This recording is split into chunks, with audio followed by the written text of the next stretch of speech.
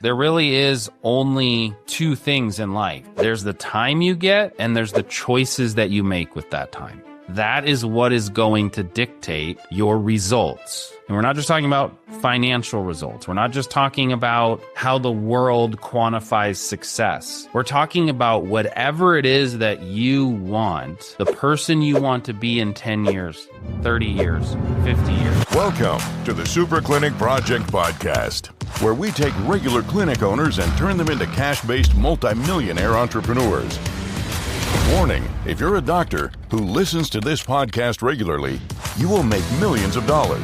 Do not listen to this podcast unless you want to be a successful clinic owner who helps thousands of patients achieve their health goals and adds more money than you can imagine to your bank account. You've been warned. Welcome to episode 107 of the Super Clinic Project Podcast, where we give you the exact tactics, strategies, and mindsets that you need to fulfill your destiny by helping thousands of people in your community and dominating your market in your life. I'm one of your hosts, Rory Morgan. I'm here along with fellow hosts Jennifer Gligoric and Tracey Sundkvist. And by the end of today's episode, you will know how to be 10 times more productive with the exact same amount of time. Woohoo!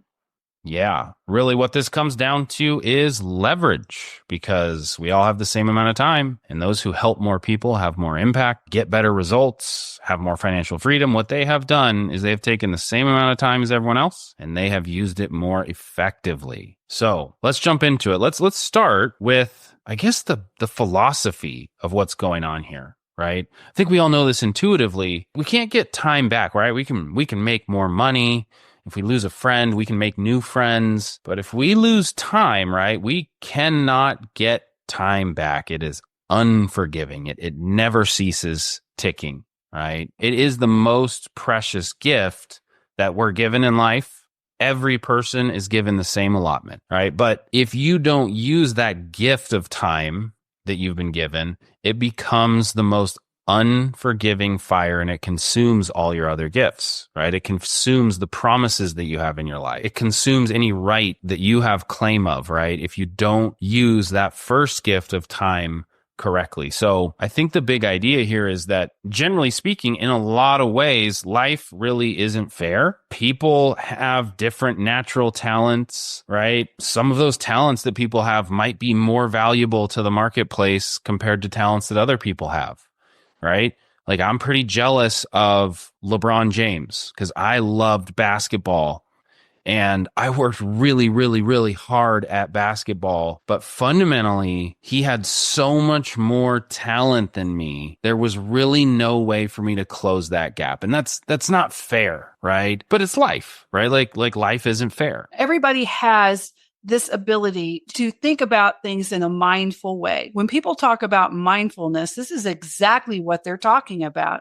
The idea that you're going to pause and think about what you're doing. Don't go off and just get into autopilot mode as much as we do. And we do that a lot in today's society. And we use a lot of tools to go into autopilot mode. So when we're talking about time management, we're talking about mindfulness, being mindful of your time, and think about it like, I want my time to be used in the highest, best use of my time and my talent. Why am I here? If I'm doing this, what is the reason? I had a coach, I'm a coach and I have a coach, and one of the things I didn't like is particularly this cleaning. And I don't mind doing dishes, but at the time I was feeling so resentful. I didn't have a dishwasher.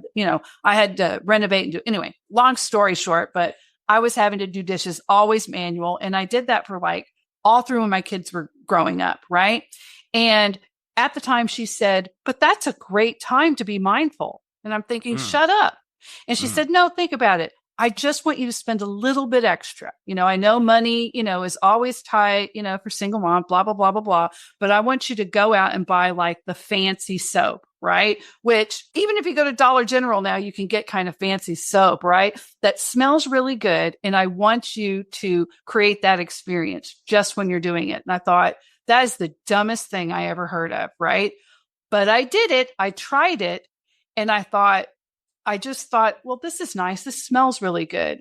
I really like the way it feels now that it's clean. I'm going to put it up. I'm going to try to enjoy this odious task I really didn't like, right?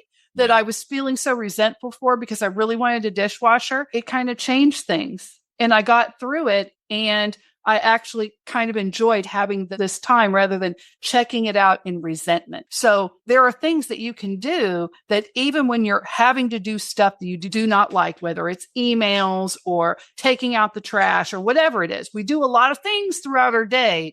Mindfulness is important with that. Just wanted to put that in. 100%. I love the way you said that, right? Because I think really what you're getting at, right, is concept I believe we've mentioned on previous episodes. Most people don't lead their life. They accept their life. Yes. They aren't mindfully bringing, hey, what am I going to do with my time today? It's just subconscious programming. They just kind of accept maybe the way they were raised, or maybe, yeah, this is how my parents did things, or maybe this is just what I saw from other people. And you kind of just get into a routine. Yeah, making chores for yourself, this to-do list, but you do not tie the to-do list to goals and aspirations and hopes to achieve your greatest goals and desires. That's right. Yep, absolutely. Right. And so bringing it into the conscious awareness of like, I'm going to do the things that are going to get me where I want to be, which is like, it's important to understand that the one thing about life that is actually totally, completely, 100% fair is that every single human being who's ever been born has the exact same 24 hours in every day. Elon Musk has the same exact 24 hours that I have.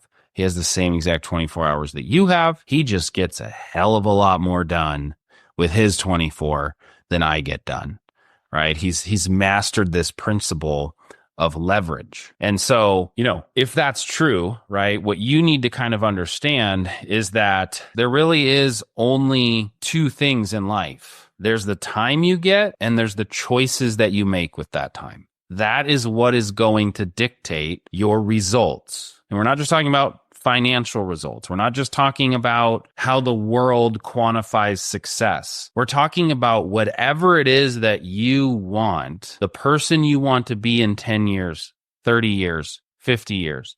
Are you doing the things you want to do with your time? Are you spending it with the people you want to spend it with?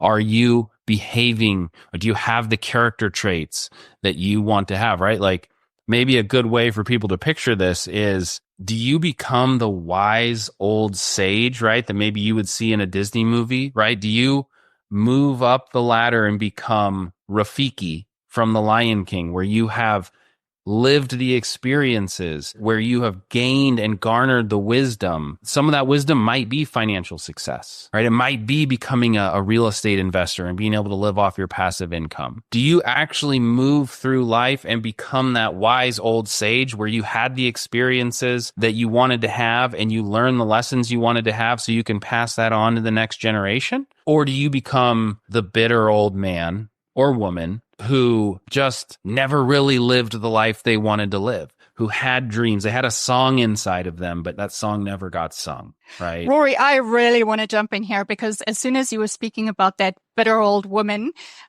first, I think you said, but anyway, we're not going to go there. I said man first. I said bitter old man or woman. I think what it pulls to mind for me, and it's so powerful, is that, I mean, we've all been in coaching for 2 decades, and something that is true and is consistently true for a great deal of our clients would be when they join, they are fully committed to the change that they want to make. So they know, they get clear on what they want, and then we start working toward closing the gap between where they are right now and where they want to be. And so often the kind of BS that we hear is, I didn't have time. I wanted to do that, but I didn't have time. And I'm thinking, how happy are you putting yourself in a victim mode? Because that is exactly what you're doing. You're saying to yourself, I cannot achieve what I want to achieve because for some reason, the world has conspired to not put me in control of what I do and what I don't do. Right. So it becomes not, the question then becomes not, what is it that you need to do to be able to achieve your results? It's more along the lines of, what do you need to do so that you can actually take responsibility for how you use your time? Because until you can do that, the rest is, the rest is just a total waste of time. And that's a tough Exactly. one because we hear every day, time got away from me. There's just not enough hours in the day. I mean, all those old cliches that everybody says, but at the end, you do pick it, you do choose it, what we're doing. And it's a tough pill to swallow. But at the same time, once you really realize that, it can be the most empowering thing on the face of the planet. Yes. But better a pill to swallow than a suppository, right? Yes. Yes. Good imagery there. So yeah, I think what we got to do is we just, if you're listening right now, you have to make the commitment in your mind for I am responsible for my choices. My choices ultimately, whether this is how you behave in your marriage or how you parent or how you show up, just even showing up to a meeting unprepared is a choice that you made for what you are going to do with your time. You chose to not be prepared. And you have to just take responsibility for that. And so ultimately, you have to look at where you are today, what you have, the character traits that you have, the amount of money that you have, the amount of people that you help, the type of results you're getting. Those are a direct result of your last 10 years worth of choices, right? You have what you have today because of the choices you made in the past. So you had 24 hours every single day and you chose to spend them a certain way that led you to where you are now. And so if you would like to be somewhere different in the next 10 years, then what you are going to have is you are going to have 10 years worth of 24 hours. 365 days a year, you're going to get 24 hours. And what you do with each hour and with each 10-minute block and with each minute is going to dictate what you have in 10 years from now, right? So you've got to get clear on that concept that ultimately you are responsible for your life. So let's jump into how do we do it, right? So the first thing I would say is that you actually have to kind of set a rule for yourself, right? And so functionally, right? If anyone out there is religious, you might get offended when I say this, but functionally speaking, your planner, your calendar is functionally equivalent to God, right? So you lay out and you decide. And once you put it on your calendar, that now becomes the law, right? And you say, I'm going to get this done. I'm going to get this done in this time. This is how I'm going to use my time. And you cannot sin against your calendar by disobeying your calendar.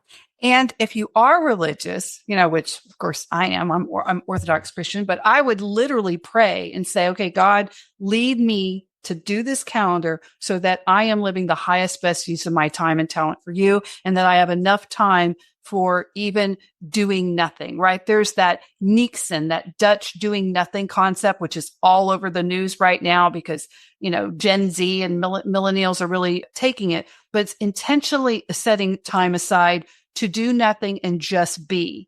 But there is a goal for the just being. I'm going to take in nature. I'm going to allow inspiration to come to me. So we're not talking about driving yourself into the ground. We're saying set a calendar to where you can just be. Set a calendar to honor God, or if you're not, to do the things that are important to you, to spend time with family and actually intentionally live your life. So I just wanted to put that one in there. Yeah.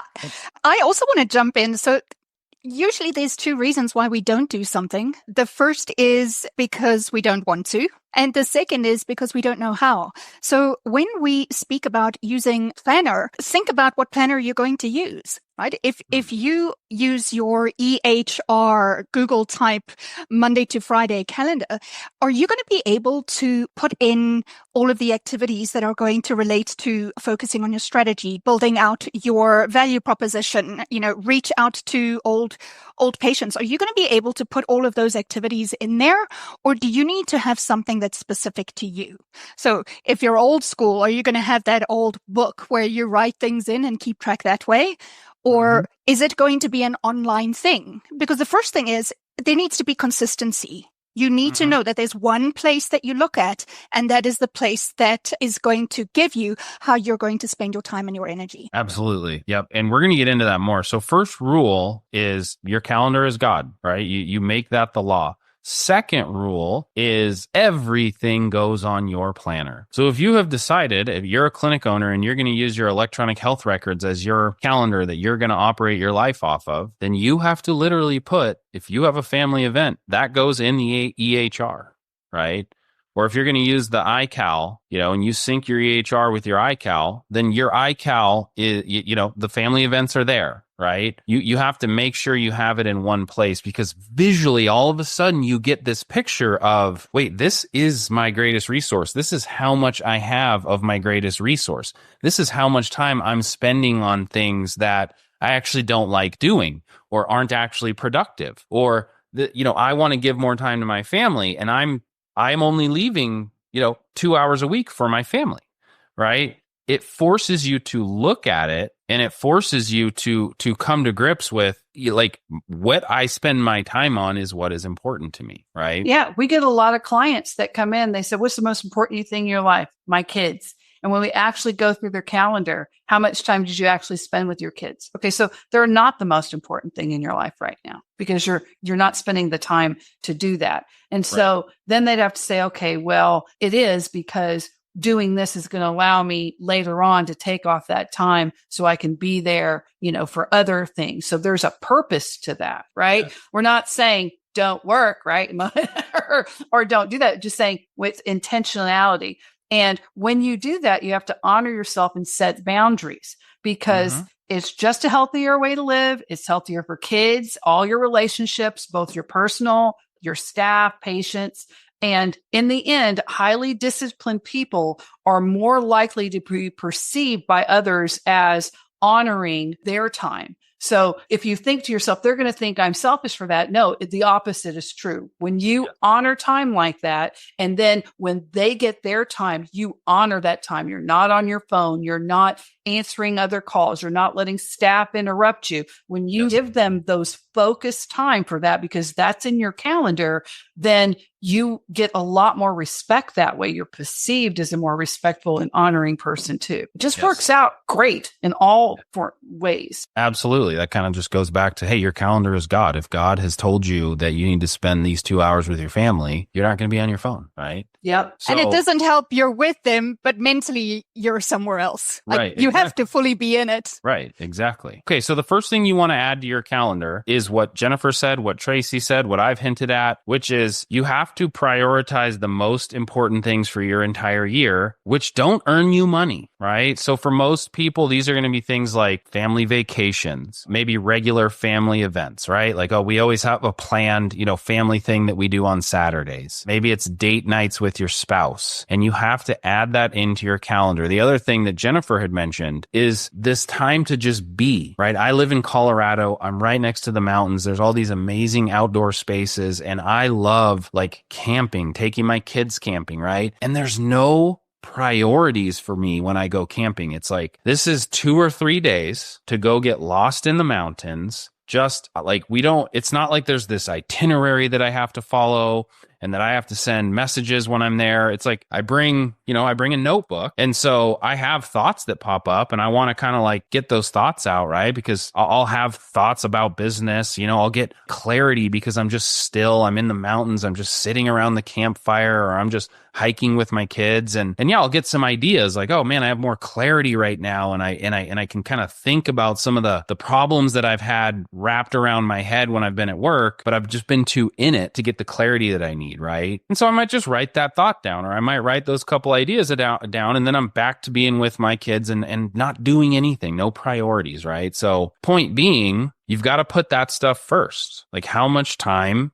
and how much intentionality are you giving to those parts of being a human being that we don't tend to think about? But then you have to get the stuff done.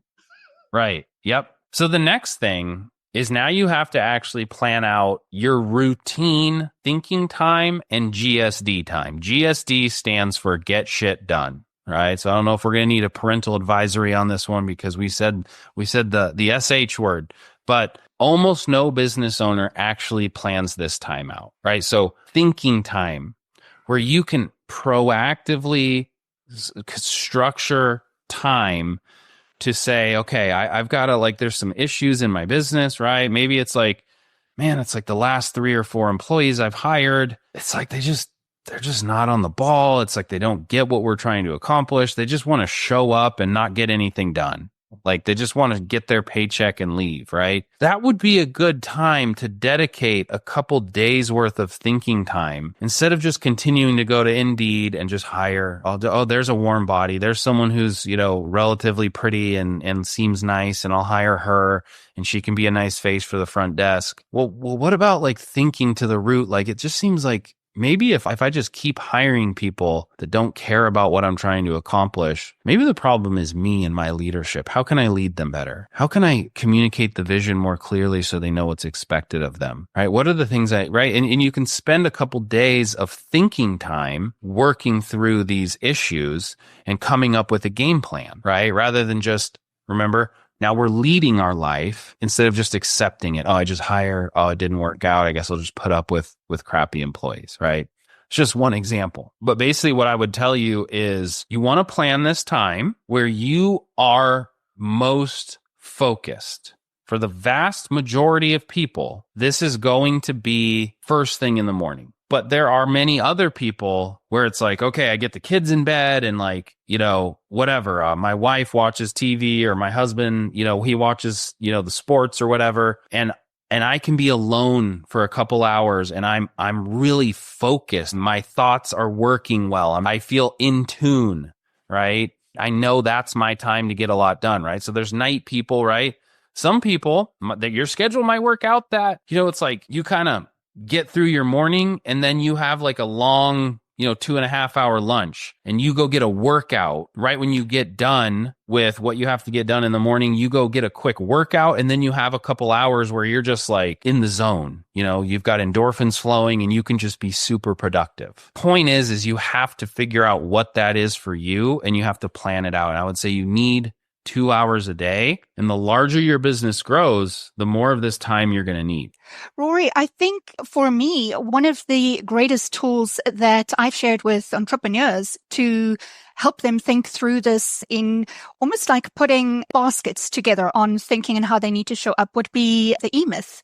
I think his concept of being able to split your time and focus into those three categories, which is the CEO, the person driving the strategy, and then it's the manager. How are you interacting within the practice so that you can get systems effective, efficient, streamlined, working through that capacity?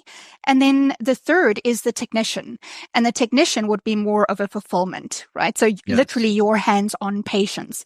And while you're planning your day, your week, however far in advance you want to plan, it's about understanding for your practice, how should your time be split up between those three activities, and make sure that you're giving the right activity the right ratio of time. Yeah, exactly right. We highly recommend the E-Myth Revisited. If you haven't read that book, you need to buy it and you need to read it or get the audio book, just as good, however you like to get your books. So during this thinking time and the GSD time, you want to be using this time for things like building processes. You want to be writing scripts, right? Scripts for the phone, scripts for the sales process, right? And then you can have your team use that script for a week or two. And then you can analyze those calls and you can figure out, is this working? Where do I need, are they actually following the process, right?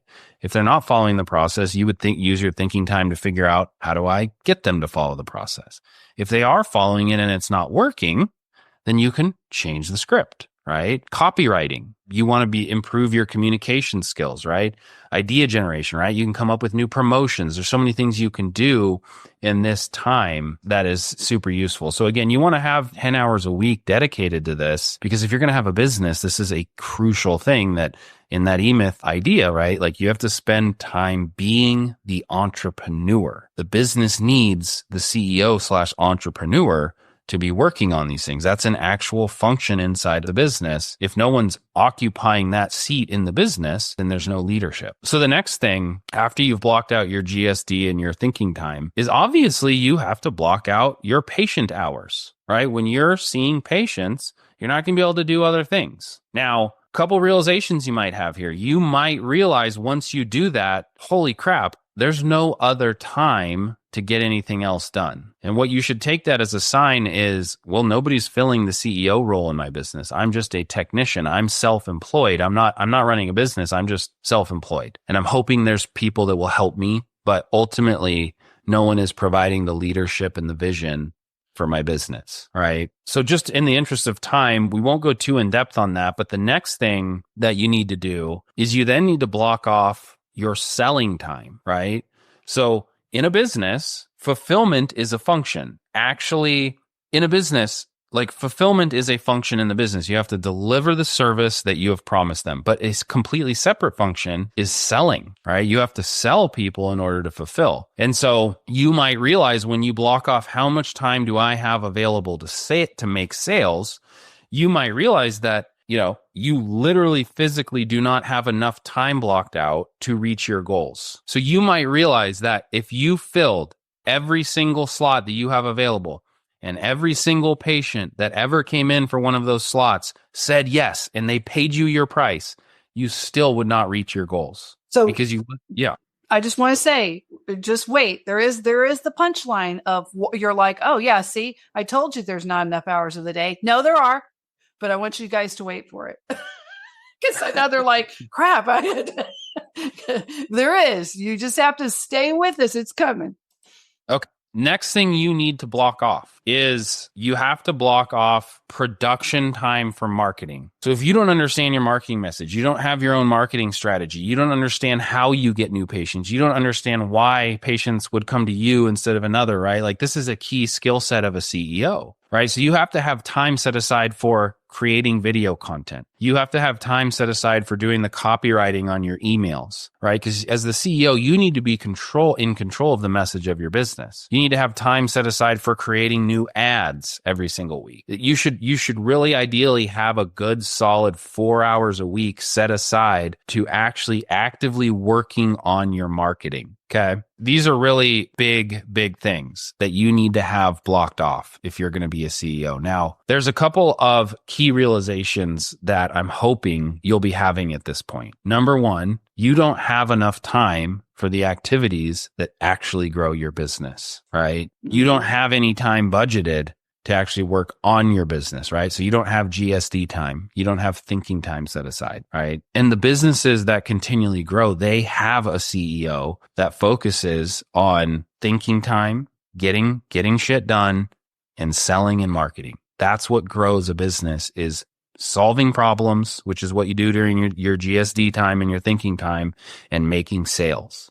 Right. And so if a business doesn't have that, you're never going to have the actual control over the levers that grow your business. If you don't have the time that you need in order to do what you need to do to reach your goals, you have to make active choices to stop doing the things that aren't growing your business so that you can do the things that will grow your business. You can't have a great brand unless you are working on your brand. So that means you have to take the time to work on your brand, which means you have to stop doing other things to put in the work on your brand, right? I'd like to jump in here real quick.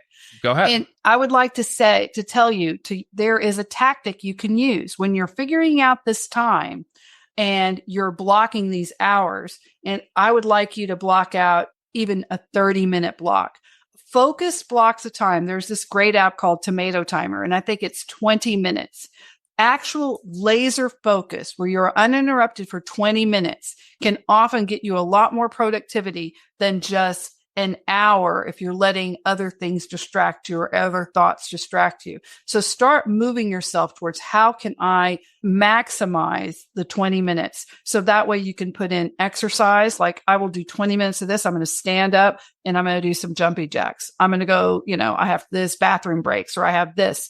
And laser focused time. If you're mindful like this and you have your schedule, you'll be amazed at how much time you'll reclaim from yourself because you're able in those focused times to really give it your all and complete what you need to do. Yes, absolutely. So just to give one final thing here, as if you're looking at your calendar and you've actually participated in this, you've written this stuff all out and you're kind of realizing like, I basically spend way too little time on thinking, planning, getting stuff done, working on the business, and I spend way too little time selling and marketing. All of my time is taken up by patient hours. What you need to think about is, okay, then I need to charge more money so that I can hire people to do the work for me of fulfillment, right? Because you're probably not charging what you're actually worth because you aren't able to hire people, right? So that's fundamentally, you need to be like, okay, I need to charge more money, which will give me more margin in my business. With the extra margin, I can hire someone to do the fulfillment, and then I can move myself into the seat of the CEO that's actually working on the business, right? So I would say that's